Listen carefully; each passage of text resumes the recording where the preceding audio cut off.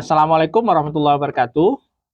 Sobat Mutu Win Sunan Ampel Surabaya, kami dari Lembaga Penjaminan Mutu Win Sunan Ampel Surabaya.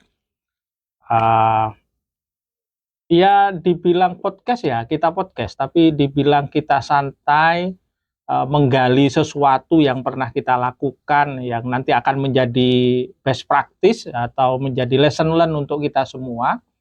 Sebenarnya banyak yang mau diobrolkan, terutama apa yang kita lakukan dan akan kita laksanakan dalam waktu dekat ini. Telah hadir di depan saya ini Ketua LPM yang luar biasa, cukup terkenal baik di tingkatan prodi fakultas UPPS itu atau di perguruan tinggi swasta. Beliau sangat membidani sekali dalam penjaminan mutu, terutama di Win Sunan Ampel Surabaya. Beliau adalah Bapak Dr. Ali Mustafa, MPD. Selamat datang, Pak. Selamat datang. Datang di LPM, rumah kita sendiri sebenarnya. Oh iya, iya. Ya, mas, bagaimanapun saya tetap harus menyapa. Gitu. Iya. Tema yang kita angkat kali ini adalah tentang RTM, Pak. Iya. Rapat Tinjauan Manajemen. Rapat Tinjauan Manajemen itu sebenarnya adalah puncak dari sebuah proses pelaksanaan SPMI, ada AMI, semua langkah-langkah urutan-urutan kegiatan. Saya ingin tahu, Pak, sekarang RTM yang akan kita laksanakan sebenarnya apa target utamanya? Kenapa kita harus istiqomah melakukan RTM, Pak Ketua LPM? Iya, terima kasih. Sahabat atau saudara ini saya? Sahabat saja, lebih dekat. Pak Fauzi atau Pak Korpus? Oh jangan, Pak. Oh gitu. Iya, saya sekarang jadi moderator. Oh moderator. Iya. Jadi Sobat Mutu soalnya. Sobat Mutu ya. Iya, Sobat Jadi Mutu. RTM itu dalam bahasa Al-Qur'annya adalah muhasabah. Muhasabah. Gitu. Begitu dalam, Pak, kalau muhasabah. Iya kan? Iya. Jadi apa yang dimuhasabah adalah kinerja kita selama 1 tahun. Kan begitu. Kinerja apa? Kinerja akademik dan non-akademik. Mengapa perlu dimuhasabah? Karena kita perlu mengetahui target capaian yang telah ditentukan di awal tahun. Jadi seperti itu. Nah, fungsinya apa? Kita ingin mendapatkan baseline capaian kinerja tahun itu untuk memproyeksikan tahun yang akan datang. Nah, apa yang ditinjau yang tadi saya katakan adalah akademik, yaitu meninjau seluruh unit kerja yang ada di Unit Sunan Ampel. Apa saja unit kerjanya? Wakil rektor ada 3, biro ada 2, bagiannya ada 7. Hafal sekali, Pak. Hafal lah. Oh iya. Harus hafal itu. Iya. Kalau udah hafal jangan di LPM. Iya. Termasuk saya. Iya. Masih belajar, Pak. Iya. Lembaga ada 2. Ya. Ada tambah lagi SPI. UPT ada 8. Lembaga non struktural ada 6. Ya kan? Fakultas ada 9 plus 1 pasca sarjana. Ya. 36 unit kerja ini akan ditinjau manajemennya, akan ditinjau capaian kinerjanya berdasarkan siklus SPMI, ya kan? PPEPP-nya itu. Kalau ini tidak dimuhasabah, maka kita tidak bisa mendiagnosis mana, kalau bahasanya Pak Fauzi yang ahli ISO kan itu, mana yang statusnya itu yang di open, mana statusnya yang di close kan itu. Tapi close-nya close serius loh ini ya. Bukan close dalam tanda petik loh ya. Kalau memang menuntut saja di close, kalau memang saja ya tidak, kita close tetap menjadi open. Nah, tradisi ini baik sekali. Kenapa? Maka ini dirasakan seluruh stakeholder internal kita, yang itu akhirnya berdampak kepada apa? Habituasi mutu itu kita dapatkan sekarang. Sampai pada level yang terkecil, staf pun tahu apa itu RTM. Jadi begitu, Pak Fauzi. Sebenarnya begitu. Masal gitu di UIN. Masalah tahu lah. Pengen tahu pesertanya? Ya, Ya, kalau bisa Pesertanya yang ikut itu 296. 296. Mulai dari rektor sampai pada sekprodi, pada unit low management. Semuanya ikut. Yang ujung tombak itu. Yang ujung tombak itu. Karena apapun namanya, bahwa prodi menjadi miniatur kecil perguruan tinggi. Ya. Saya juga pernah jadi kaprodi, Pak Fauzi. Ya. Jadi sangat tahu sekali. Jadi miniatur organisasi perguruan tinggi itu ya di prodi. Jadi prodi itu vital, gitu ya. Jadi prodi itu menjadi daya juang, daya gedor yang paling utama di dalam namanya sektor jasa pendidikan tinggi. Ini sudah menjadi agenda tahunan ya di LPM atau di Win Sunan Ampel. Sudah bertahun-tahun, sudah lama. Harus itu harus memang ya. Ya itu rukun, Pak. Oh, rukun. Kalau enggak kan ya enggak sah ya. Enggak sah. Oh. Maksud saya dengan begitu banyaknya orang, kemudian data itu kan banyak yang dikumpulkan. Tentu kan ada proses sebelum melakukan RTM, itu bisa digambarkan betapa ya, alurnya, kegiatannya, pengumpulan datanya banyak, seluruh berapa unit, Pak? 36. 36. Kan? Unit kerja. Mengatur ritme 36 itu kan datanya susah, Pak. Ya memang bukan persoalan yang mudah ya. Ya. Kalau dikatakan complicated ya complicated. Ya. Bahwa dinamika unit kerja itu mempunyai variasi masing-masing itu iya. Akan tetapi kan LPM itu kan punya cara kerja, punya skema kerja. Ya. Dan itu biasanya sudah dipahami oleh unit kerja di Unit Sunan Ampel Surabaya. Jadi RTM saja kan tahapannya kan pertama itu adalah ada sosialisasi. Oke. Kedua ada penyusunan. Oke. Setelah penyusunan, penyusunan ini kan penyamaan persepsi. Di situ terkait dengan template, terkait dengan konten itu kan harus disamakan. Ketiga review hasil penyusunan laporan. Oke. Terus keempat finalisasi. Finalisasi pun butuh waktu, finalisasi ke-1, kedua, ketiga. Setelah itu selesai, baru digodok lagi di tim kecil, tim teknis. Tim teknis pun ada dua, ada tim teknis akademik atau tim teknis operasional. Ya. Tim teknis akademik inilah nanti akan menjahit, meramu untuk menyajikan data-data atau laporan baik kualitatif atau kuantitatif di dalam sajian di materi RTM. Tebel, Pak, 900 halaman untuk tahun ini. Kalau terkait konten ya, sumber datanya itu dari mana saja? Sumber data. Yang pasti adalah satu, sebagai pokok utamanya itu adalah dari Perkin dan Konkin. Ya. Perjanjian kinerja dan kontrak kerja, rektor sama ya. Satu adalah dari hasil dari itu kontrak kerja rektor dengan PKBLU. Oke. Karena kita Saker BLU. Yang kedua, bahwa ini adalah bagian dari Direktorat Jenderal Pendidikan Islam.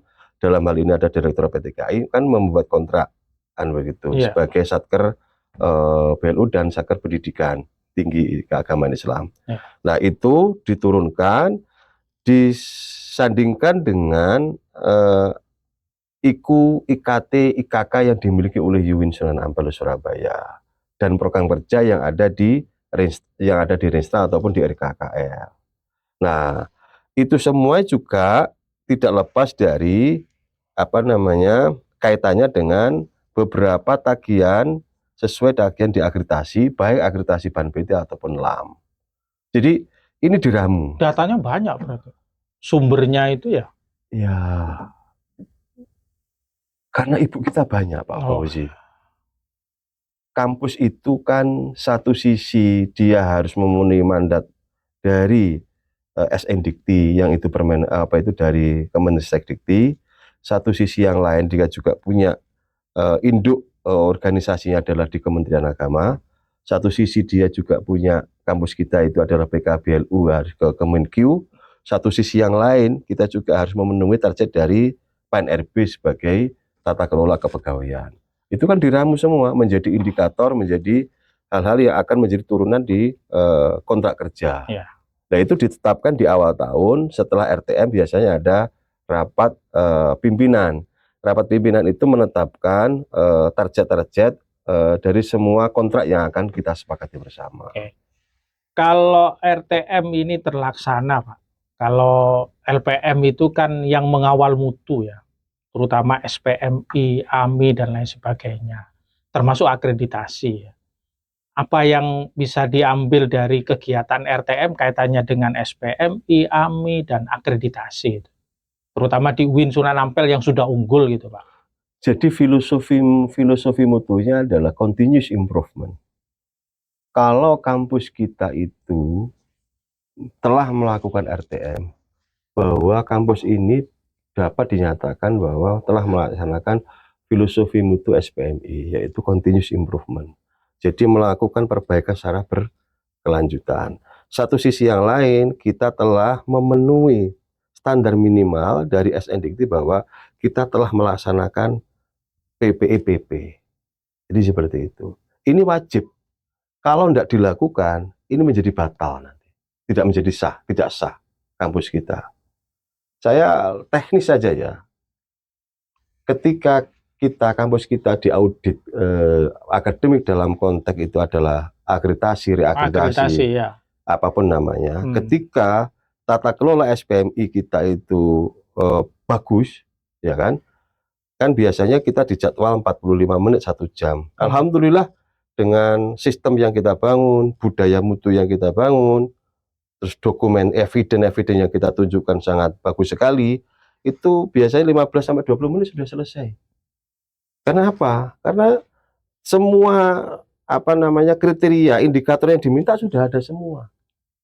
Berarti di RPM itu seluruhnya lengkap gitu, Pak? Di RTM dah. Ya, di RTM. Ya, lengkap, iya, lengkap. Begitu. Itu lengkap semua. Jadi ketika melakukan RTM, apa yang menjadi tagihan seluruh unit itu di dalamnya sudah lengkap. Iya. Memuat semua itu, tidak hanya SPMI tapi juga kinerja. Semuanya, tidak hanya SPMI. Inilah menjadi, ini yang membedakan ya dengan perguruan tinggi yang lain, saya juga tidak tahu. Tapi kalau tradisi di UIN kayak apa? Tradisi UIN Sunan Ampel. UIN Sunan Ampel itu menggabungkan antara tidak hanya SPMI tapi capaian kinerja, kinerja keuangan, kinerja pendapatan, semuanya itu masuk ke situ.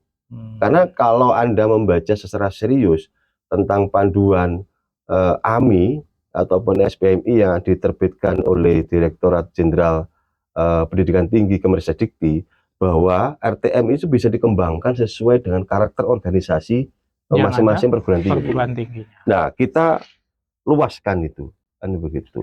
Semakin hari semakin tebal, Pak. Hari ini 900 sekian, Pak Fauzi, tahun ini. Tahun kemarin berapa? Kemarin sekitar 500 sampai 600. Itu padahal itu sudah kita mampatkan ya. Iya. Padahal itu sudah dilakukan namanya RTM pada lihat aras fakultas ya.